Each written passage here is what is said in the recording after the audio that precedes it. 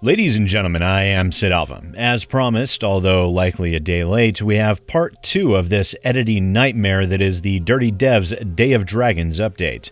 In the previous video, we discussed what constitutes an asset flip. We have gone over JO's Kickstarter and how both Niantic and Anthomnia's video skyrocketed the crowdfunding of the game to truly ludicrous levels. And we have covered JO's blatant lies regarding his supposed acceptance of critique. Today, we'll be continuing on with that faux acceptance of critique with the Day of Dragons team and a continuation of JO's exceptionally unprofessional and puerile behavior. And as many people have been asking for a quote-unquote master cut of this monstrosity of an update, I will be sure to compile a Day of Dragons playlist at the very least. As YouTube tends to randomly stomp down on the throats of creators over even assumed duplicate content, I have to be very careful in that regard. However, I will be reaching out to YouTube directly to make certain that such a thing would not adversely affect my channel. That said, let us continue with Dirty Devs, the Day of Dragons.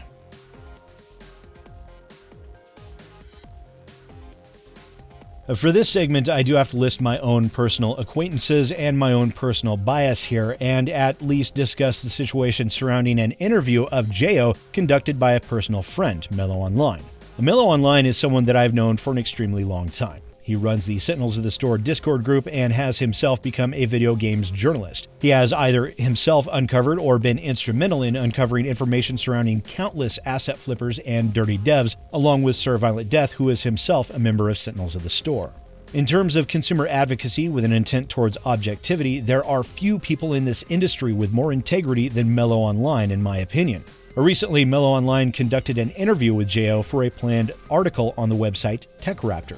It was intended to be a segment of a much larger article that was being actively worked on by Mellow Online that had yet to be completed. Unfortunately, due to a site upgrade at TechRaptor, Mellow Online was unable to upload any content for editor review. This issue was still ongoing, and so JO got impatient and took it upon himself to release the full interview out into the wild. I did receive a screenshot from Mellow Online that, out of respect, I won't be showing any privately discussed screenshots, verifying that even after JO took it upon himself to release the interview, Mellow Online was still unable to log into the site. Now, Mellow Online was in communication with JO during this time and explained the difficulties faced. However, it appeared that JO was not believing anything said. And while I will not be producing the entire interview out of a respect for Mellow Online and out of respect for not furthering the unethical release of a portion of an as-yet-to-be-completed piece of journalism conducted by someone I consider to be a friend, I will show one particular question from that interview, which, unlike some others, I did obtain permission prior to doing so. And the reason why I will be showing this bit is because it speaks to the claim made on the Day of Dragons Kickstarter that the game was in development for 2 years. In the interview, Mellow asked, "Comments you've made indicate Day of Dragons has been in development for 2 years. However, in May 2019, some messages were found of you in apparently a programming Discord server where you were asking some questions indicating development on a project that had just begun at that time, and you were wanting to know about packaging. Can you clarify this as well, please?" To which JO responded, "I began working on my game in July 2017. I started learning Amazon's Lumberyard engine. I was going to make an open-world survival game. About 14 months later, and after talking to Amazon's team, I found out that the Lumberyard license requires all online multiplayer games to use AWS, which I did not want to do. I wanted to make a game where players could host their own servers or hosting companies could host their own server rentals. I then decided to abandon Lumberyard and test development on CryEngine and Unreal. I liked how similar CryEngine was to Lumberyard, so I felt more comfortable with it, and I liked their licensing. But Unreal proved to be the better engine for the type of game I was trying to make. After making a demo project in both engines, I settled on the Unreal Engine and felt it was the better engine. I began working on Day of Dragons in Unreal Engine in December 2018, 1 year ago at the time of this writing. I had successfully built a Windows server with all networking and netcode needed, but since most server hosts use Linux, I had to build a Linux server as well. Working with Linux brought its own challenges, and I had a lot of trouble compiling a Linux server in Unreal. So in May 2019, I went to the Unreal Slackers Discord and asked for help. The bare-bones server files that were decompiled and then displayed as only 4 lines of custom code was from that first server build, with only the bare necessities of a server, which was uploaded to the public Steam repository. And JO seems to think that this is somehow development of a game over the course of 2 years. It isn't. What all of this is nothing more than simply inspecting and testing out different game engines and different hosting platforms. That is not developing a game, it's test driving, nothing more. Also, as a side note to Jeo, personally, who will most likely not watch this video, CryEngine is similar to Lumberyard because Lumberyard is based on CryEngine. Jeo also stated that he began actually working on Day of Dragons in December 2018, and I can't help but feel like this is inaccurate as well. Remember that the actual game, which I still hesitate to even call it that, was nothing more than a cobbled together compilation of Unreal Store assets and plugins. The Dune desert landscape that still continues to haunt my nightmares. I don't like sand. It's coarse and rough and irritating, and it gets everywhere. That landscape wasn't released until April 12, 2019. The Elemental Dragon was released at April 4, 2019, and the Urval the Wyvern was released February 2019. As these three assets are of a prominent focus and importance within the game, one wonders what he was doing for near to 9 months prior to the Kickstarter release. Now, I suspect during that time Jeo was figuring out how to even get the different assets and plugins compiled together into the demo that was shown. And it took him 9 months to figure out how to even accomplish that. A similar feat that was accomplished by Icy Caress in a matter of weeks, by the way, with no prior experience and in which his project was significantly improved as well. How does everyone feel about the quality of a game that their over $500,000 is paying for? Now, I for one would be greatly concerned. Now, Jeo has managed to make use of that money to hire additional developers, which can only be seen as a tremendous benefit. However, if the game's development is being helmed by someone that is completely inept, the concerns surrounding the game's development have not been allayed, as Jeo seems to believe his response would do, and instead remain either unchanged or even increased as a result.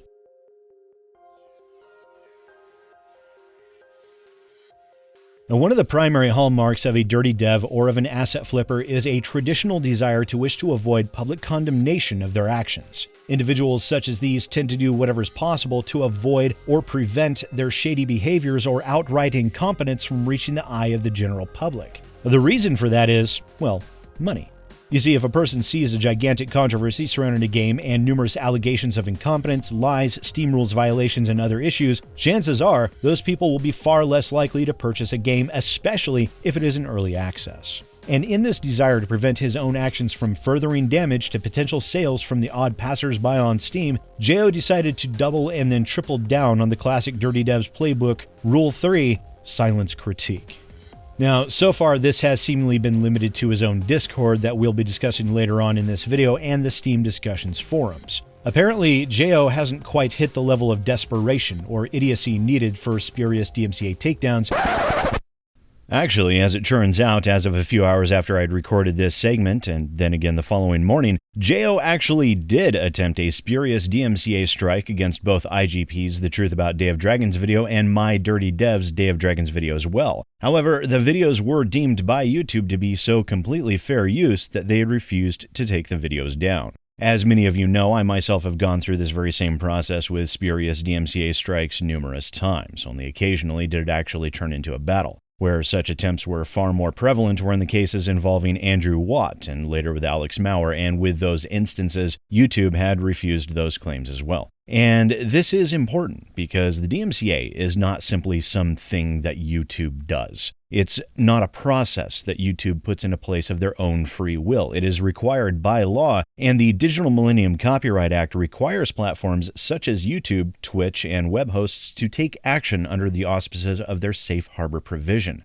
YouTube, in some instances such as this one, reviews such claims to help protect against spurious applications of this DMCA requirement, and with both of our videos, YouTube was so completely and utterly certain that the videos were fair use that they refused to take action. And for added visibility, what YouTube is doing here when they refuse to take action on a DMCA takedown attempt is surrendering their safe harbor protection in regards to these two videos, meaning that if Jeo were to attempt a lawsuit over a copyright violation against IGP and or myself, he would also be able to sue YouTube as well, and YouTube would not have the benefit of that safe harbor protection. And as I've already covered, Jayo's ridiculous rationale contained within his attempt to remove information and critique from the public eye in a previous video that I will link in the description below, I won't duplicate work and remain as respectful as possible to everyone's time. However, within IGP's video, this is the segment that Jayo felt violated his copyright.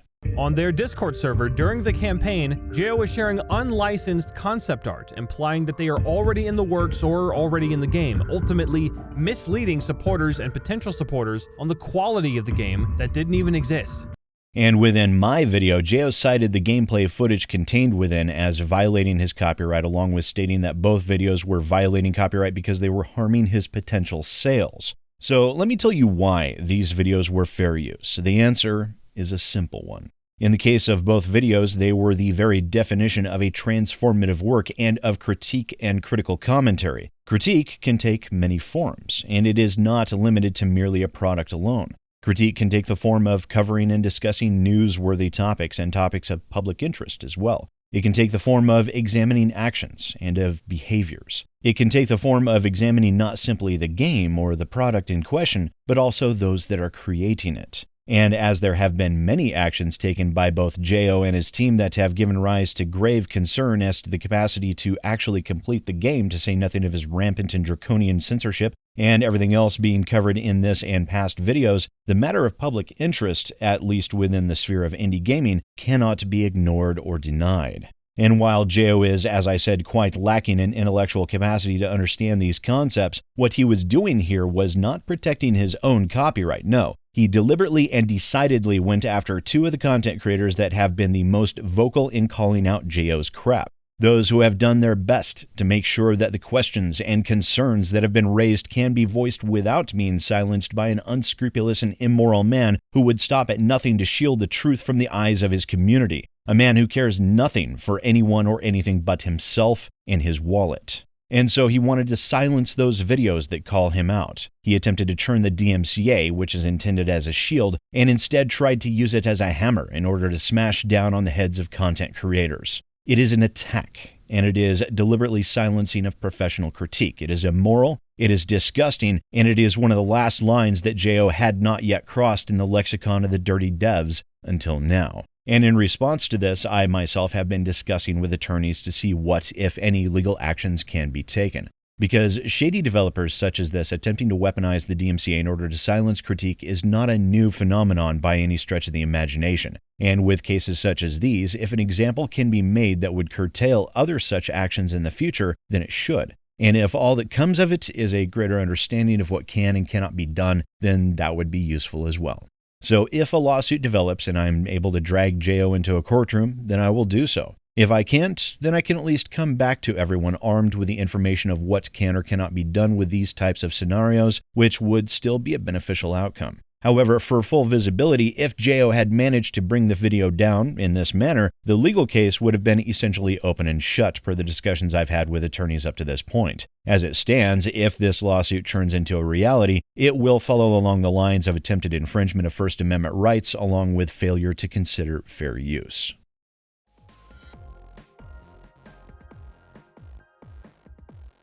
However, silencing critique is silencing critique. As the Steam discussions for Day of Dragons slowly became overflowing with negativity and people demanding answers and information after my video's release, again, I would like to remind everyone that desiring information is laudable, but remember to comport yourselves in a manner that can be considered respectable. And once the Steam discussions began getting flooded with posts that were decidedly negative, Jayo began merging all of those posts under the discussion thread titled, ironically enough, "Don't Complain About Day of Dragons." Shortly after the merges took place, Jayo then decided that he could not stem the tide fast enough and simply decided to lock down the general discussions, the private servers, Dragon Clan recruitment, and bug reports categories to limit them from visibility to anyone that did not already own the game, while leaving the Ask Questions, Trading, and Events and Announcements categories still publicly visible.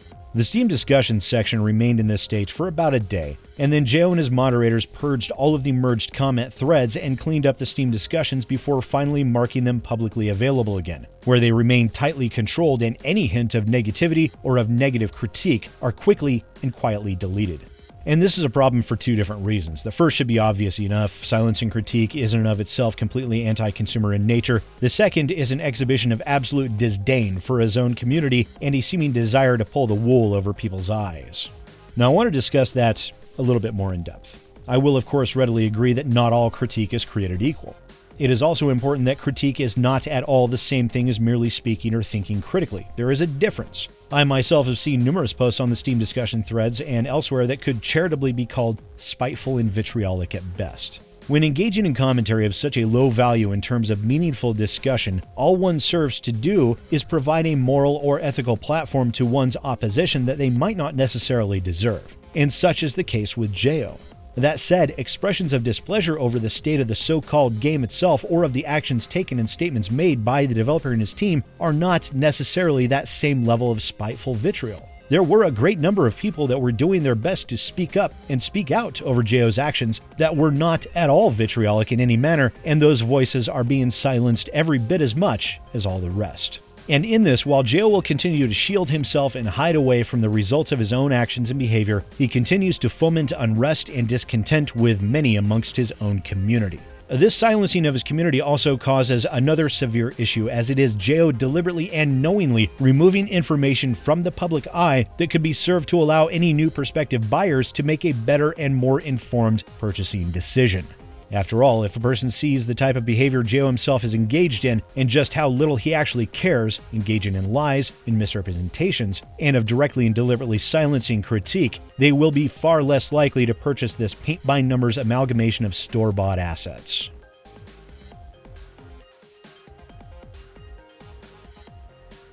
Harassment coming from the developer of a game, or really anyone, no matter the source or the medium on which it takes place, is never a good thing to see, and a responsible individual will take care to avoid engaging in such childish behavior. Unfortunately, this is a form of entertainment that J.O. not only engages in, but seems to delight in.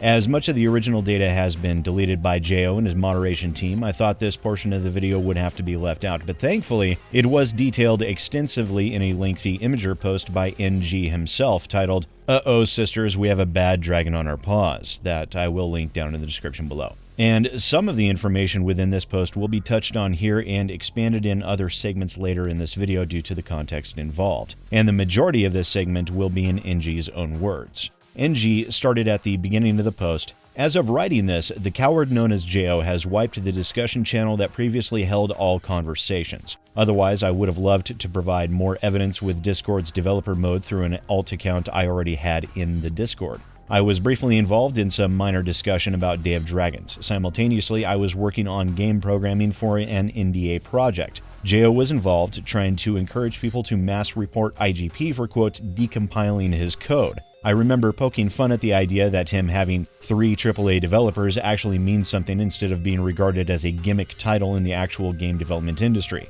I did note that he was getting increasingly exacerbated with IGP and Icy Caress. He was also in a state of rapidly changing his name at this point. NG also continues by stating, "I failed to get a screenshot of it before the wipe, but I did ask J.O. effectively, 'Really? You're going to ping me over that?'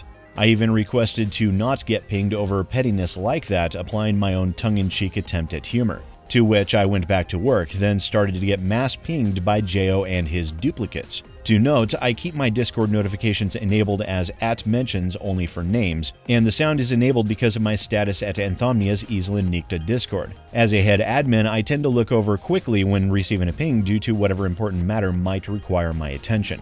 J.O. was also joining in when I started to get spammed, 'Tell IGP Merry Christmas from us.' The user I clicked on was not J.O., but definitely one of the staff members who would have been expected to keep the peace and not let things get out of hand. I had people even privately DM me the same message. I think J.O. and his fellows got Anthomnia confused for IGP. I don't work for IGP, I don't follow IGP on any social media, I'm not in IGP's Discord, and so on. The same goes for Icy Caress. I work for Anthomnia." This was, from what NG has related, extremely irritating and disruptive for him, and as a result, he had stated that J.O., quote, "needs a short drop and a sudden stop." Now, Jao, many of his followers, and even myself interpreted this to mean hanging, as that would be a relatively natural assumption to make. However, NG's stated intent was simply for him to sit down and shut up, which, shortly after that post was made, NG was banned from the Day of Dragons Discord. As a result of Jao's actions, and the actions of members of both his development team and moderation team, Anthomnia released the following statement on Twitter. Effective immediately, all Isla and Nycta Day of Dragons servers have been discontinued at my request. I'm sorry, but I can't keep them up at this point. I know I said I would leave them up with no admin support or coverage from me as a service to the people whom played while I covered the game, but at this point, I'm just going to distance Isla and Nycta entirely. Without going into too much detail, one of my server managers asked bluntly not to be spam tagged in the Day of Dragons Discord because he was quite literally working and nearly their entire development team decided to spam him with Merry Christmas and tell IGP Merry Christmas for us, etc. He talked back out of frustration saying Jao needs a short drop and a sudden stop and was subsequently banned. Given his statements can be taken numerous ways, the way I interpreted it is rudely telling Jao to sit down and calm down out of frustration. I'm not going to let anyone, no matter their position, negatively target an Isla Nycta staff member, especially when they are provoked, let alone a close friend and member of my management team. The Day of Dragons servers will remain closed until further notice. Now, I brought up this segment and decided to include it not because of the drama, but more due to the plain and simple fact that it gives a very clear indication of Jao's mental state or apparent lack thereof. His actions in this matter are both puerile and petty in the extreme, and while I myself tended to take NG's statement different than what NG claimed it was intended, I'm not one to paint someone as something they're probably not. And no one knows what was going through NG's mind at that time except for NG himself, and I will not presume to speak for him in this or any other matter. Regardless, the statement was in bad taste, yes, but the frustration and the irritation can certainly be understood. And this is by no means the only time that Jao has engaged in some form of harassing behavior, something that we will discuss in the next segment.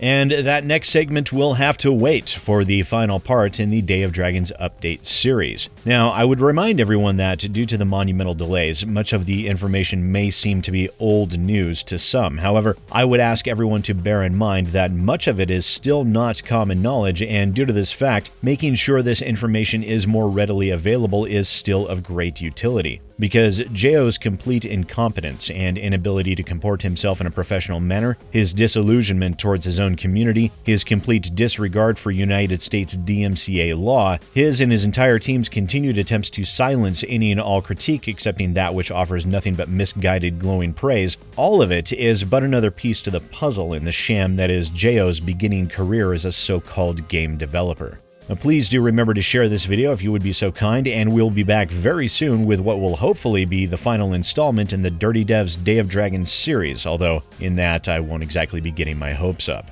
And once again, ladies and gentlemen, I am SidAlpha, and I'll see you next time.